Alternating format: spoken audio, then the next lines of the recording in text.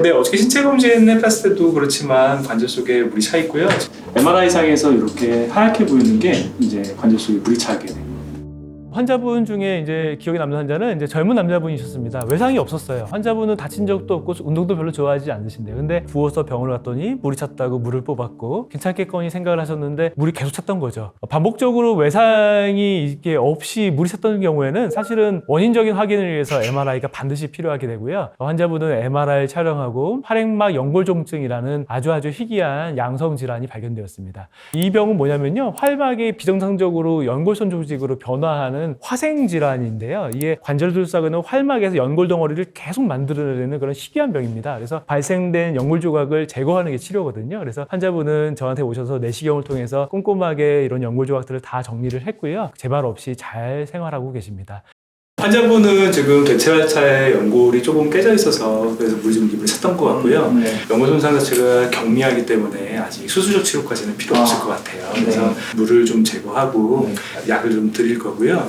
향후에 이제 연골 손상이 더 안 생기게 자세를 좀 조심하거나 좀 하셔야 될 게 있거든요. 그런 것들은 제가 다시 한번 설명드리겠습니다. 네, 일단 우리가 의학용어로 무릎에 부었다 이런 걸 부종이라고 얘기를 하고요. 무릎에 물이 찼다 이런 걸 관절 강내 삼출이라고 얘기를 하게 되는데, 부종과 삼출은 서로 다른 개념입니다. 그래서 우리가 무릎에 부은 것을 의미하는 부종은 사실은 육안으로 확인하는 거죠. 육안으로 봤을 때 우리 무릎 주변이 부어 있다라는 걸 의미하는 증상이고요. 관절 간의 삼출, 비정상적으로 관절 속에 액체류인 관절액이 증가되는 상황 자체를 의미하는 것으로 붓기, 부종을 유발할 수 있지만 항상 붓기가 있다고 모두 다 관절 속에 물이 차 있는 것은 아닙니다. 관절 내 삼출, 그러니까 관절 속에 물이 차는 증상이 생기게 되면 또 환자분들께서 여러 가지 증상을 표현할 수 있는데, 첫 번째로 가장 흔한 거는 붓겠죠. 우리가 관절 주머니, 관절 강 안에 물이 차게 되면 가장 여유로운 공간부터 붓게 되는데, 슬개골 상부의 관절낭에 부풀어 오기 때문에 실제적으로 환자분들이 호소하는 증상은 슬개골 위쪽이 좀 부었어요, 이렇게 표현하시는 분들이 많습니다. 두 번째는 통증인데요. 그 물이 관절막을 늘리는 힘을 이제 주게 되는데요. 이런 신장력이 관절막에 자극을 주면서 통증 수용체를 자극하게 되니까 아프다고 느끼게 됩니다. 또 마지막으로 오금이 당긴다고 표현하시는 분들이 많은데요. 관절 속에 찬 물이 관절막을 팽창시킬 때 관절막의 뒤쪽 부분도 팽창시키기 때문에 물이 차면 오금이 당긴다 이렇게 표현하시는 분들이 많습니다.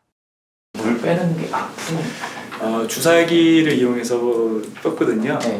그래도 가급적이면 덜 아픈 부위로 뽑기는 하지만 네. 바늘이 들어가니까 좀 따끔한 정도는 있지만 네. 물이 차서 불편하신 것보다 네. 한번 따끔해도 물 뽑고 네. 나면 훨씬 더 증상은 좋아지실 겁니다. 일단 환자분들이 물이 차서 병원에 오셨을 때 제일 기본적인 사항은 환자에 대한 어떤 정보, 그러니까 문진이겠죠. 나이가 중요할 것이고 기저질환이 무엇이 있는지 중요할 것이고, 그 다음으로는 이제 환자와 이야기를 나누고 신체 검진을 하게 되는데요. 신체 검진 중에서는 의학용어로 발로먼트라고 하게 되는데, 이 환자분이 관절 속에 물이 좀 차 있구나, 뭐 이런 것들을 느낄 수 있는 그런 신체 검진이 되겠습니다. 자, 검사는 기본적으로는 이제 엑스레이가 필요하겠죠. 무릎 안에 관절염이 있건 없건 엑스레이는 기본이 됩니다. 그래서 엑스레이를 시행하지만 실제적으로 관절액이 관절 속에 실제로 들어있는지를 확인하는 검사는 초음파가 가장 정확합니다. 그래서 초음파로 체크하는 과정이 반드시 있으면 좋겠고요. 그 다음에 제일 중요한 검사는 관절액을 뽑아보는 겁니다. 그래서 천자를 하면 관절액을 집중적으로 이제 확인해서 색깔이라든지 탁한 정도라든지 냄새라든지 끈적거리는 정도라든지 이런 것들을 체크하게 되는데요. 질환의 대략적인 것을 예상할 수 있게 되는 단서가 되게 됩니다. 이렇게 천자를 통해서 얻어진 관절액의 성상을 통해서 대략적인 질환을 감별할 수도 있지만요, 환자분들은 아파서 병원을 오잖아요. 그래서 관절 속에서 물을 뽑는 것만으로도 관절액이 사실 없어지는 거니까 환자분의 통증 등이 감소하는 어떤 치료의 효과도 천자에는 있습니다. 이렇게 얻어진 관절액에 대해서는 추가적인 검사를 또 이제 우리가 시행하게 되는데요. 일단은 첫 번째는 현미경 검사입니다. 현미경 검사는 뭐냐면 얻어진 관절액을 가지고 단위 부피당에 어떤 정도의 세포가 얼마만큼 있는지를 체크하게 되는 거거든요. 그 중에 제일 중요한 거는 백혈구 수치가 제일 중요한데, 통상적으로 정상 백혈구 수치는 단위 부피당에 한 200개 미만의 경우가 정상으로 보고 있거든요.